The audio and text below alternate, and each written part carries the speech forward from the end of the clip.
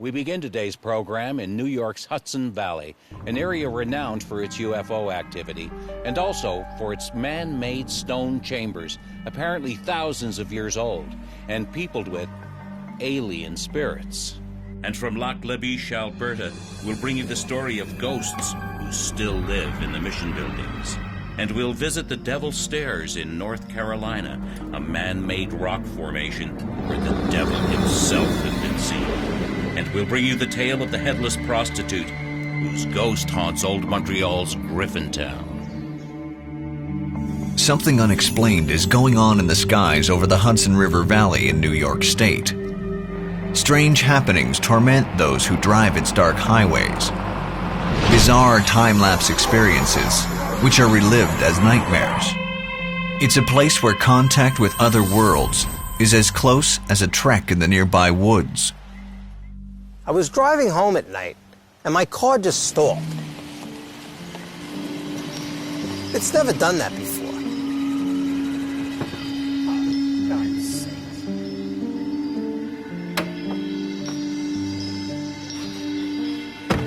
So I popped the hood and I got out, and I looked up and I saw this formation of lights. And I kept looking. It was actually this gigantic vessel. I couldn't hear it.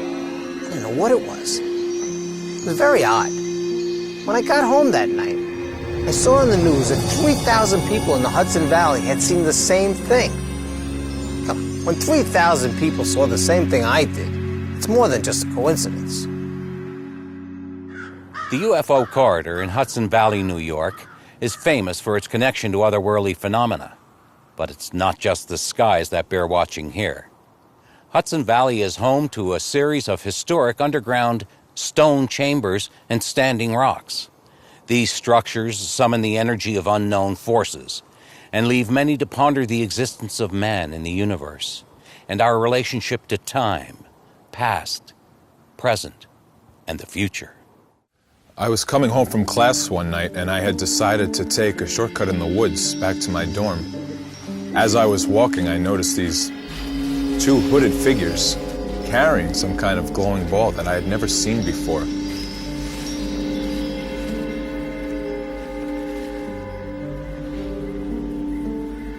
As I went to get a closer look, I realized that they had noticed me. So I froze, I panicked, I had no idea what to do. And I just stood there, and as they came closer, the ball got brighter and brighter, and I was just transfixed by the lights like a deer in a headlight.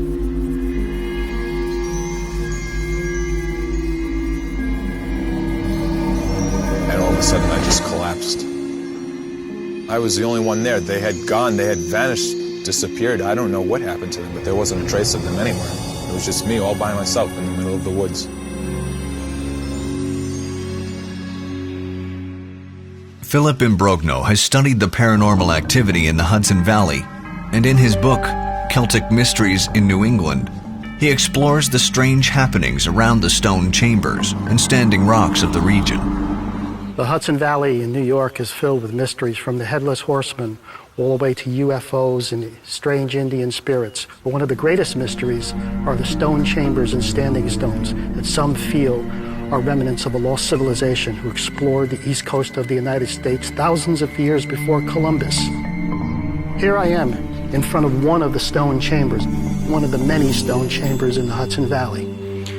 This stone chamber is located on a property in Kent Cliffs in the Carmel area, and there's no coincidence that these stone chambers are centered around an area that has a great many reports of paranormal phenomena. And they're one of the greatest mysteries in the Northeast United States. I was walking along Route 301 one evening, and I spotted this chamber, kind of a stone structure. And there was this light coming out from the entranceway.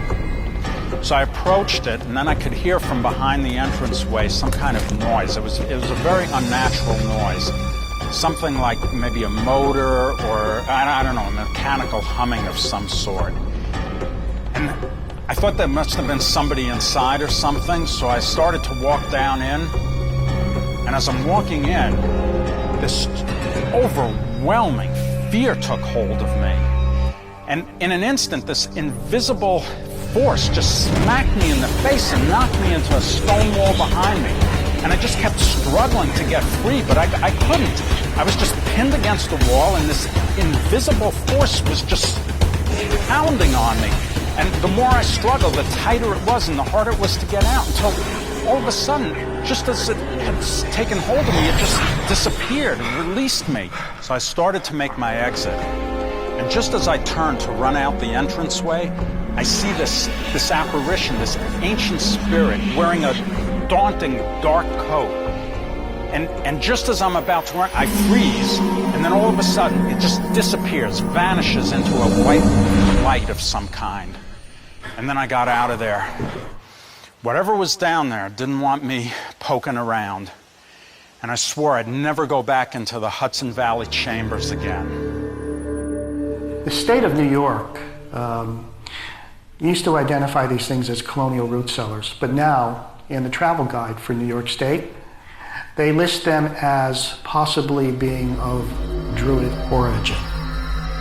Now, one thing about these chambers, the dimensions of them, the dimensions are constructed using a unit of measurement that is not in use anymore, that was used during the Bronze Age.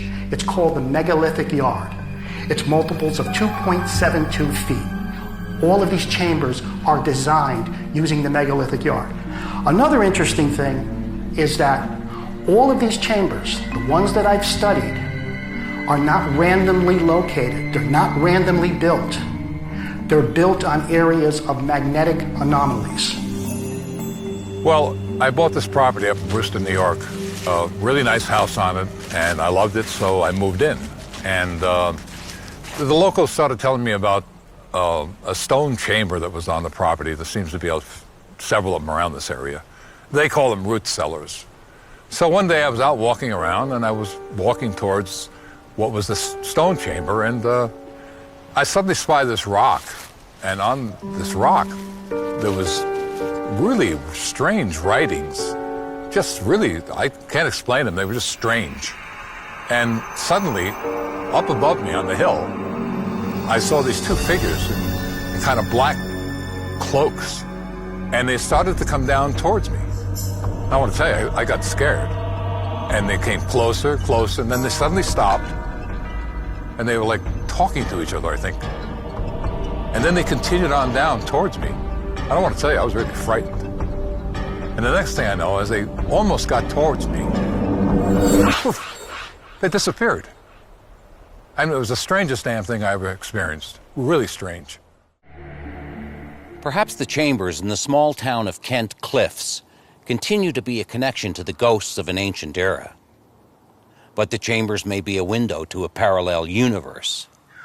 It's possible the chambers are a portal to the fourth dimension, a place where the past, the present, and the future converge. Upper Magnetic Mine Road is an unlit rural road through Putnam County. A couple drove home along this road after attending a Broadway show. The wife was puzzled that he would take this detour, but the man said he felt strangely compelled to do so. As their car bumped along the rough road, it came to an abrupt stop. The engine just stalled. Did you see that? Did you see that? What? Over there. There's something there. What could be there?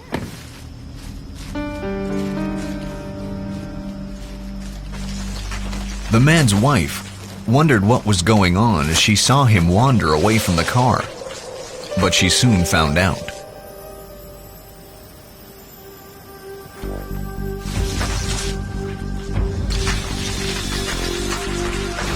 With a look of abject terror, the man ran back to the car and frantically tried to restart the engine. Hysterical, he described seeing shining eyes in the darkness and said they were creatures from outer space.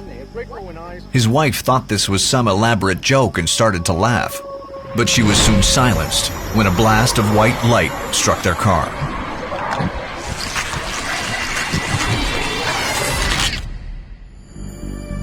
The light suddenly vanished, along with several hours of their memory. Although they both agreed the detour should only have taken about 30 minutes, it was a long time before they arrived home. Neither dared to mention what may have transpired in those lost hours.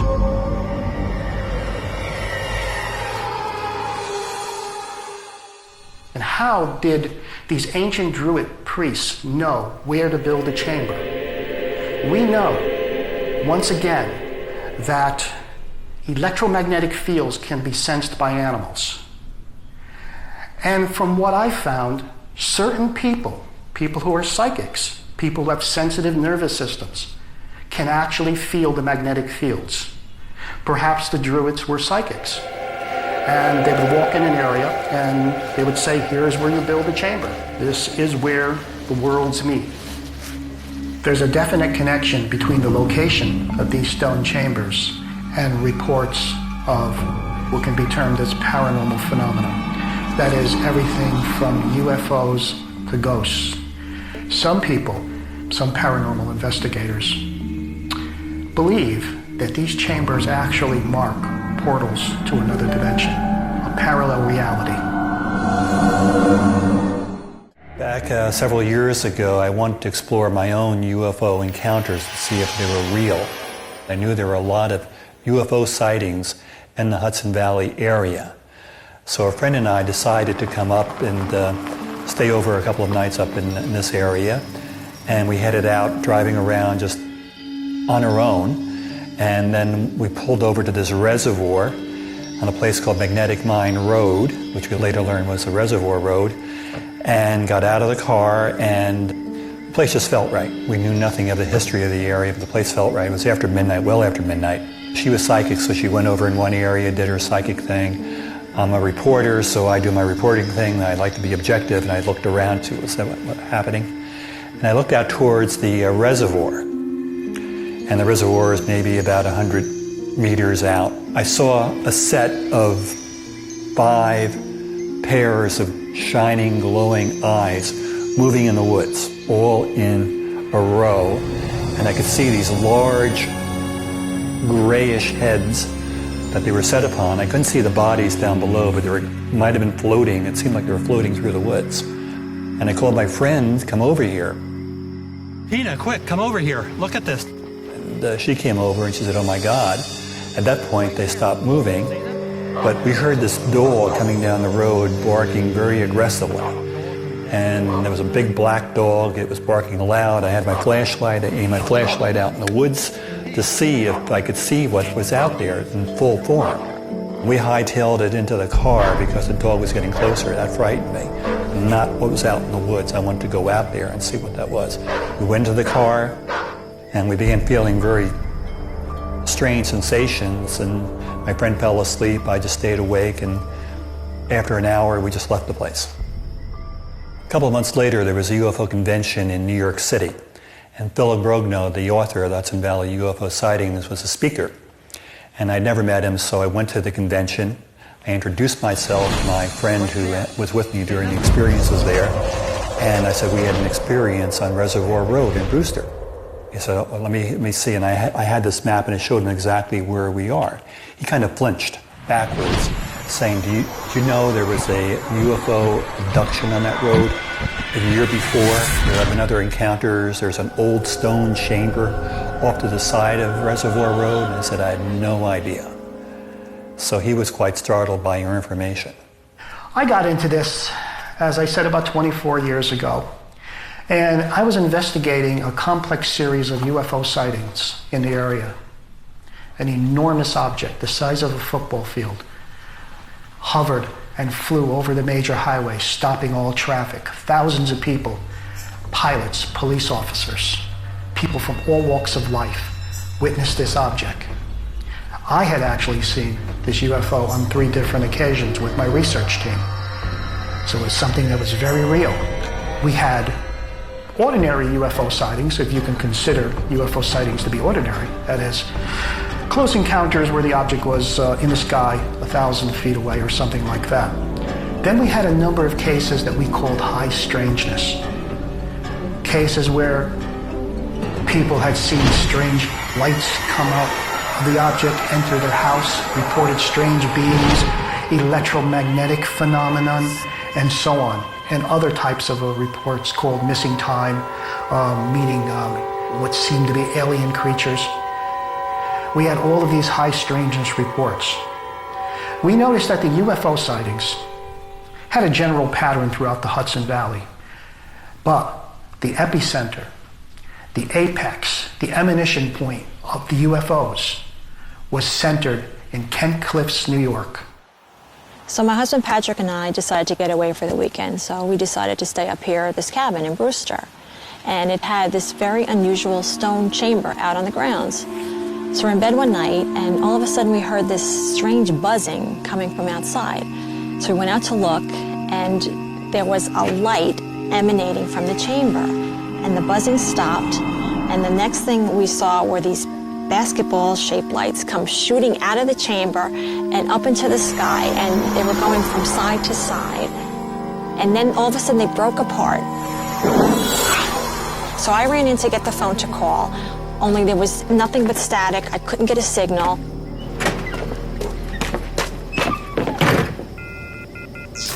I can't get a signal. And then the lights in the house started flashing. And the next thing you know, the lights went out totally. And all we saw were what looked like fireworks coming out of these lights. And then it just vanished completely. It was very strange. Nobody seemed to know anything about the so-called storage hut in Janet and Patrick's garden. They asked at the local museum, and an old man told them that for generations, people had feared the chambers. His grandparents believed they had something to do with the mystical rituals of the old Celts.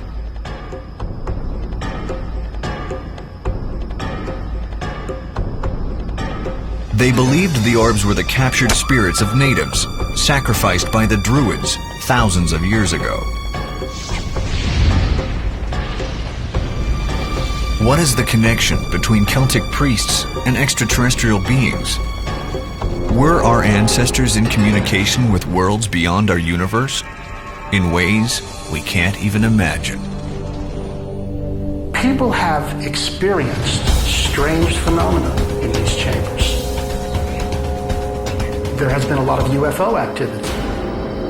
People have seen strange lights. People who come up here with video cameras, people who come up here with digital cameras, have imaged strange globes of light around the chambers that were not visible to the eye. People have reported what's called spook light around many of these chambers. Strange globes of light that seem to follow them and then disappear.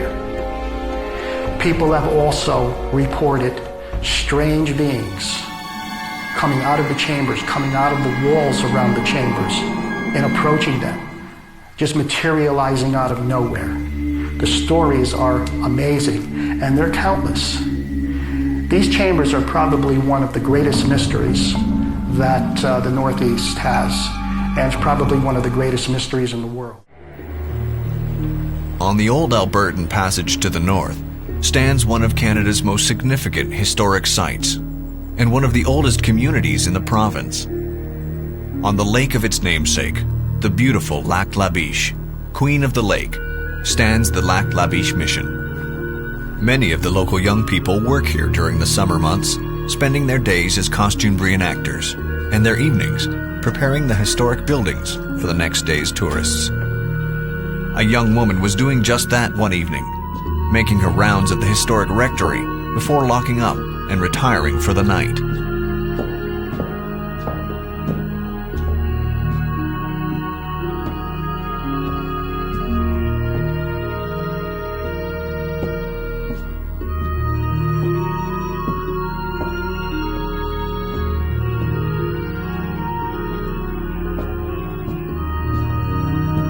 She paused for a moment to admire the beautiful view of the lake from the upper windows.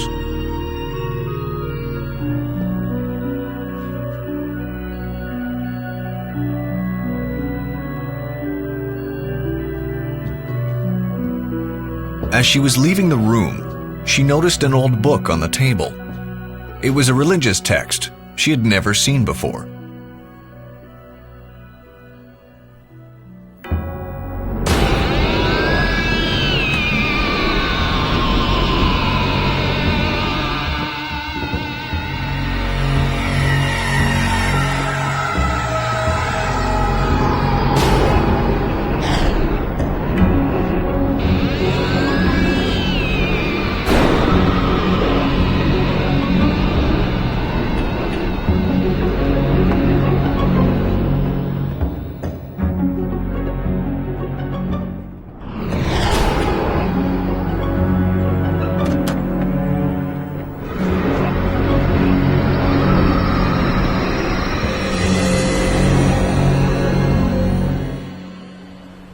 Lac La Biche Mission was founded by the Oblate missionaries in 1853. It was an important place for early trade and transportation to the north. Its early history had some dark chapters for its residents, giving the area its haunted legacy.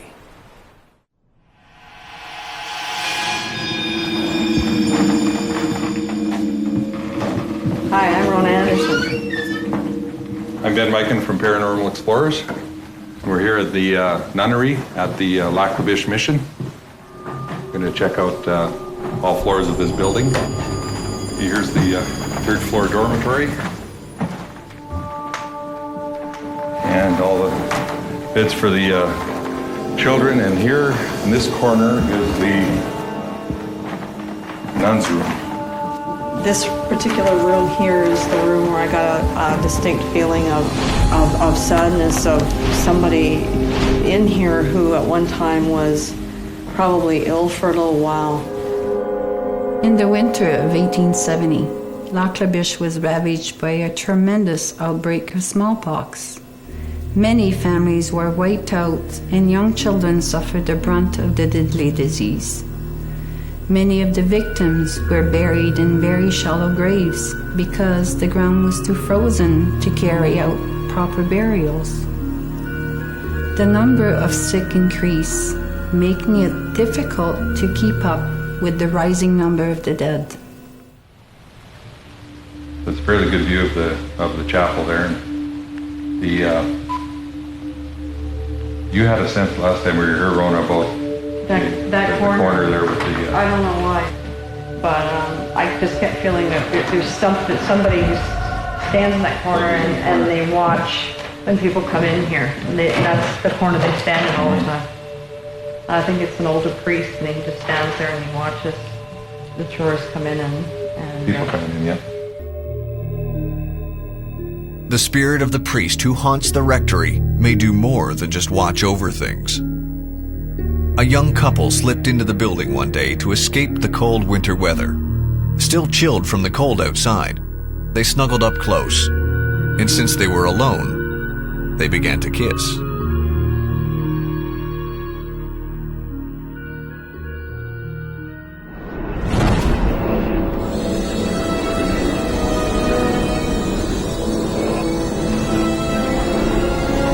The young lovers were to discover that the spirits of the priest and nun took a dim view of such modern behavior. It is believed that the ghostly priest may be the spirit of Father Alexis Renard. Father Renard had been on his way back to the mission with a 14-year-old orphaned girl and his Iroquois guide. No one knows exactly what happened, but there was some kind of dispute, which ended with the guide killing Father Renard. The guide and the young girl were never found.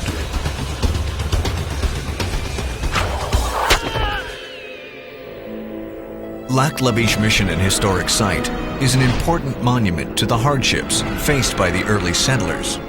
But travelers should beware, because some of their ghosts may still be found lurking the grounds of Lac La Biche. The Devil's Stairs is a rock formation beside a highway in Ashe County, North Carolina. The rocks are among the oldest in North America, but the Devil's Stairs are man-made. They were formed when a work crew blasted the mountains to make way for a new railway line. The man who lit the fuse tripped as he was running away from the blast and was blown to bits. Ever since then, strange things have happened around the Devil's Stairs. I remember the story from when I was growing up. My grandmother told me. We've lived here for 5 generations. The minister from our church was on his way home one Sunday night. It was fall, it was a cold night, and as he headed down the road, he came to the area known as the Devil's Stairs, and he saw a hitchhiker on the side of the road. It was a man wearing a long black trench coat and a hat of sorts. Well, he stopped and offered the man a ride. So he got in the back seat, but was silent. After a few miles, the minister tried to ease the situation by making conversation. He wanted to know where the man was going and where he's from, but the passenger was silent. It's kind of far off the beaten path to be out in these woods all alone, right? Finally, the minister turned around and looked him right in the eye and saw, to his shock, these fiery, glowing eyes. He pulled over the car immediately because he wanted to get whoever or whatever it was out. And to his second shock, the back seat was empty. There was no one there. Does the devil himself walk the hills of North Carolina? The spot known for almost a century as the Devil's Stairs has been the site of strange and frightening encounters, death, and bad luck.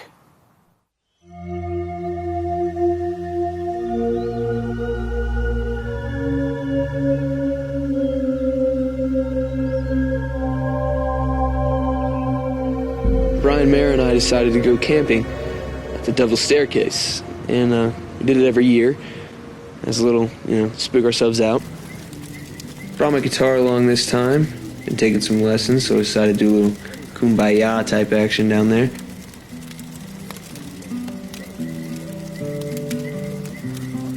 And all of a sudden, while I was playing guitar, Brian got really cold. It was weird. I mean, you needed a jacket that night, but you weren't shivering, and he was shivering all over.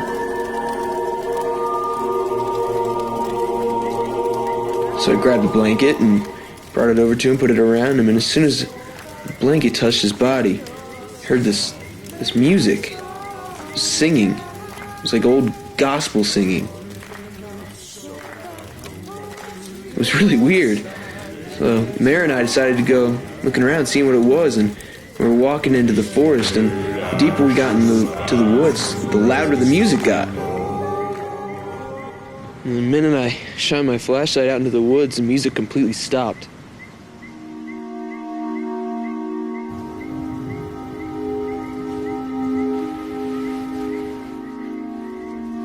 Walked over to Brian, and he was instantly warm again. So I figured that gospel music made him cold or something. Never went back to the Devil's Stairs, though. Just freaked us out. The road around the Devil's Stairs is full of sharp twists and turns, and you can't drive too quickly. One night, a stranger to the area was going too fast and missed the curve at Buffalo Creek Bridge. His car spun out and crashed, killing the driver. There have been numerous fatal accidents on that stretch of road.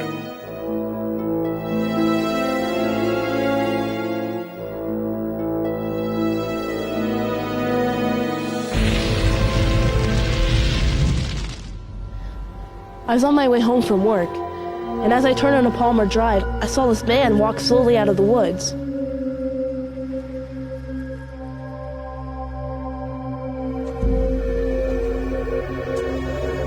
He came up to my car and slammed his hands down on my hood. And the next instant, he was gone. And then I looked in my rearview mirror, and he was in my back seat. I turned around quickly, but he was gone. I can't ride home from work by myself anymore. My name is David Gurney. I'm with Honda, North Carolina, a nonprofit scientific research organization dedicated to investigating paranormal activities. These are fellow teammates Noel McCreath and Michael McCreath, Warrensville, North Carolina, at the site of the Devil's Staircase. Now recording.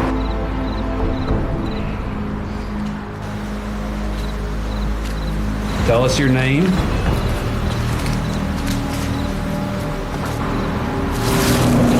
Where are you from?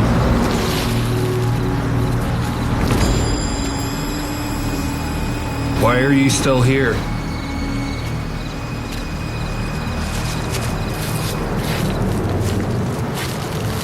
Give us some sort of sign if you're here.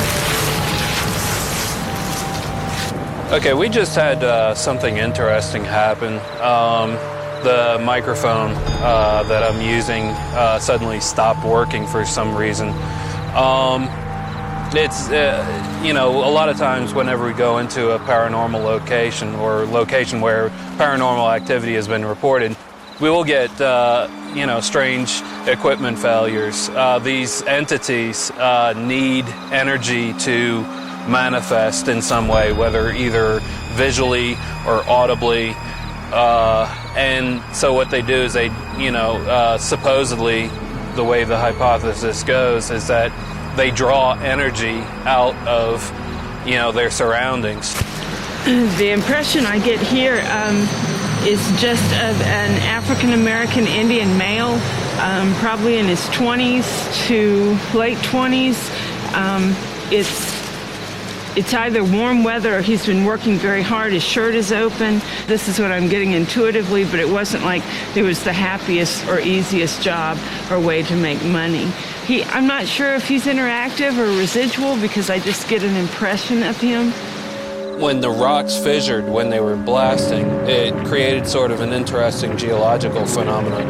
Unfortunately, during that blasting, a gentleman was killed. Since then, there have been reports of people would be driving down the road. They'd see someone walking along the road. The driver would stop, let him in. They'd continue down the road, and then all of a sudden, the guy would vanish from the back seat of their car. So, it was a perfect night. Crisp, clear, the sky was clear, you could see the moon, and I decided that I was going to go take a walk. It was beautiful outside. It was a little cold, but I could bear it. Part of the way across the bridge, I thought I heard a baby start to cry. It sounded like it was coming off the bridge, and I just kind of looked over the side to see if there was anything down there. I suddenly felt like somebody was watching me. I kind of turned to where I felt like somebody was looking at me, and there was a woman there. So I started to back away a little bit, and she started to follow me. I turned around, and she was gone.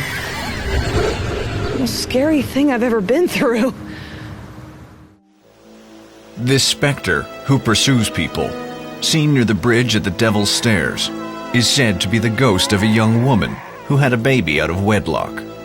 The unknown woman, apparently in utter despair, threw her baby off the bridge into the water below. She was never seen alive again.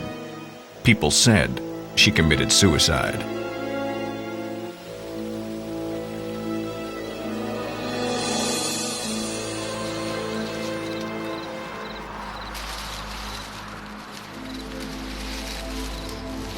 What I'm getting is and I don't know the correct term for it at that time, but the crew chief of this guy was of this crew was a very determined guy, a very hard guy. I can feel his determination in gonna make a hole in this rock. They encountered difficulties, yes, with this. Does anyone know that it seemed like a job they weren't gonna get done easily?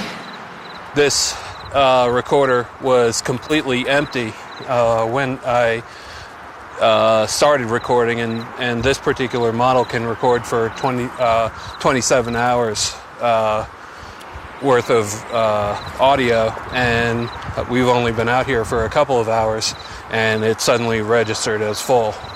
Some interesting things happened.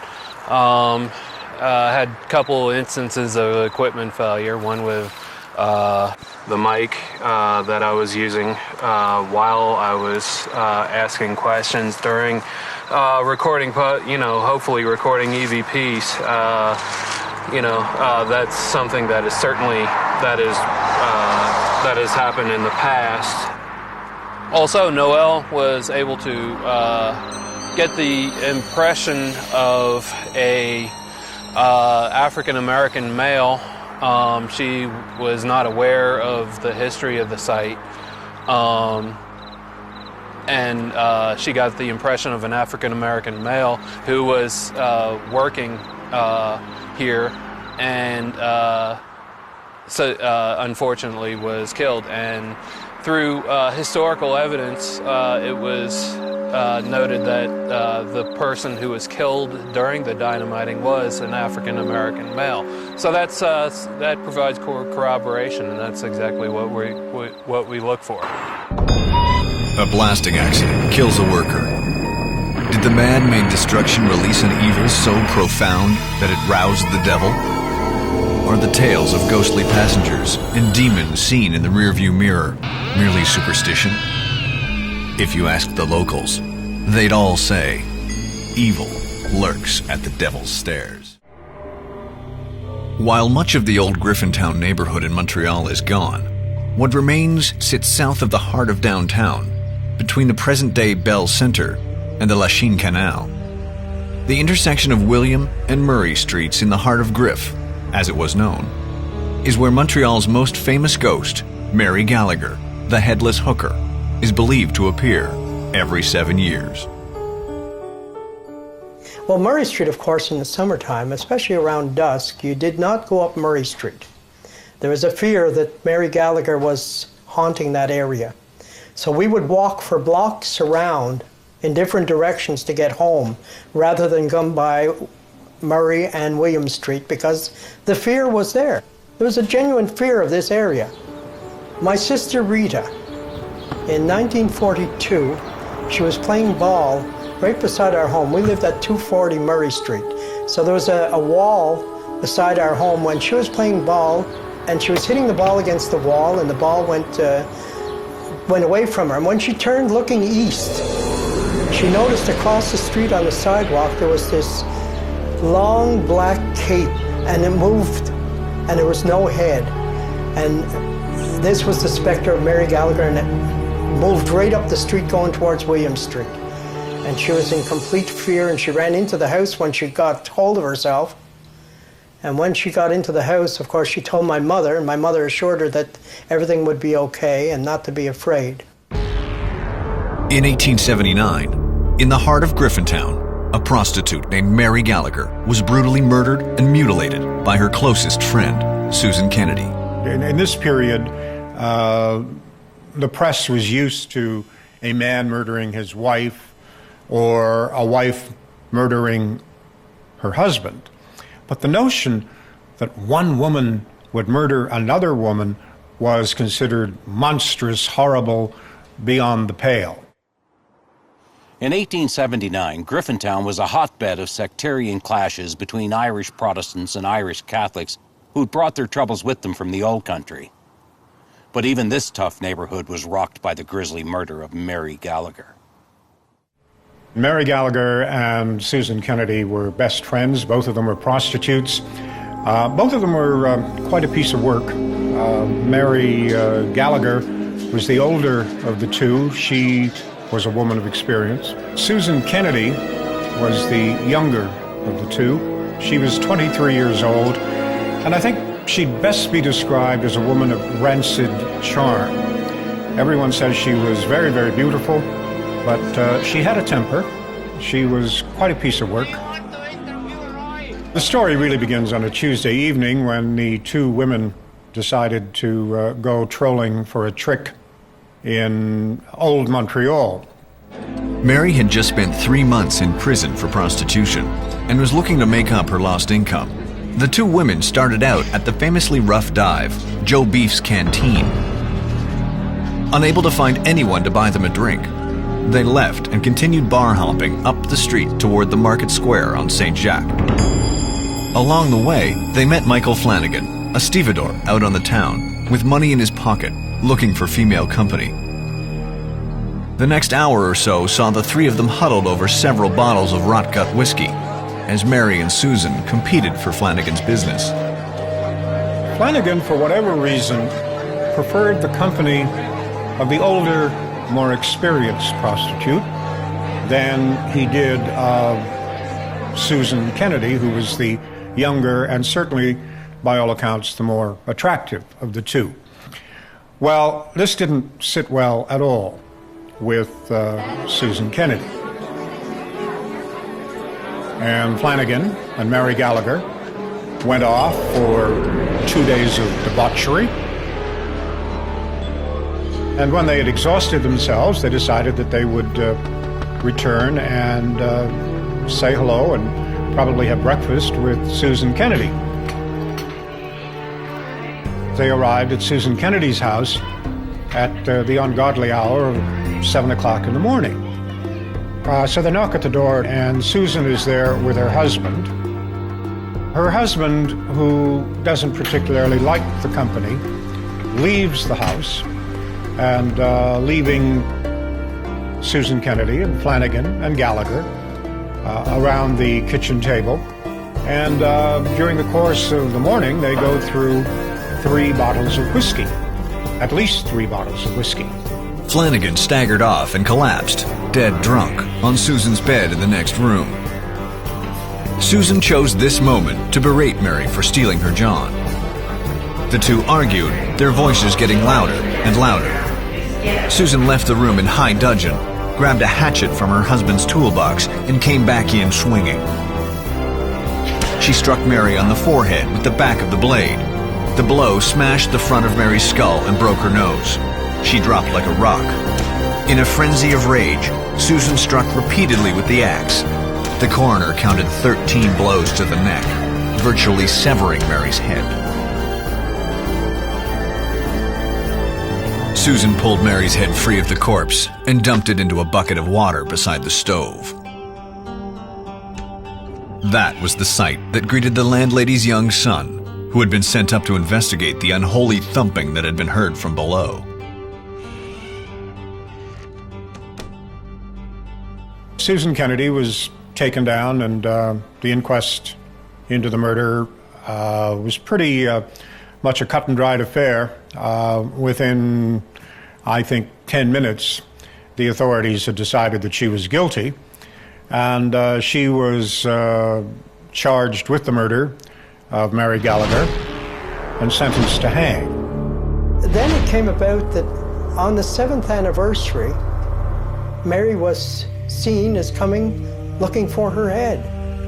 And of course, this was pretty well known in the area.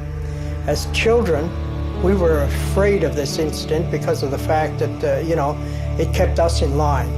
Every 7 years for about the last 28 years or so, the anniversary of Mary Gallagher's murder has been celebrated with a mass and a party in Griffintown at the exact spot at the corner of William and Murray.